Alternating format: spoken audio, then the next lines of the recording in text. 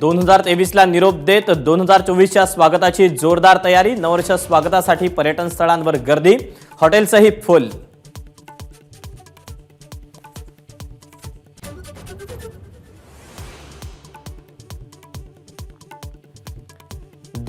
चा शेवटचा सूर्यास्त पाहण्यासाठी नागरिकांची समुद्रकिनारी गर्दी।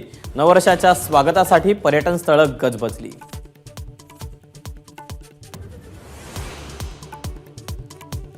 रेव पार्टीवर ठाणे पोलिसांची धडक कारवाई। एमडी चरस गांजासह अंमली पदार्थांचा वापर, 100 जणांवर कारवाई।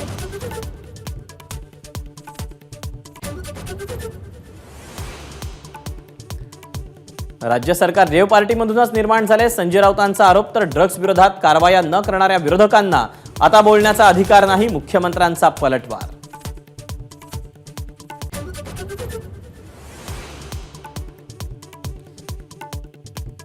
सिंधुदुर्ग किनारी होणारा पाणबुडी प्रकल्प गुजरातला जाणार, वैभव नाईक यांचा दावा। तर पाणबुडी प्रकल्प राज्याबाहेर जाणार नाही, मुख्यमंत्र्यांची ग्वाही।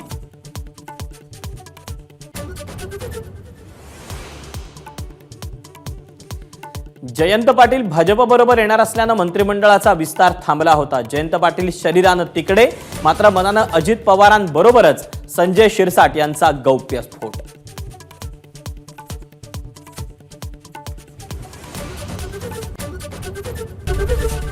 एबीपी माझा, उघडा डोळे बघा नीट।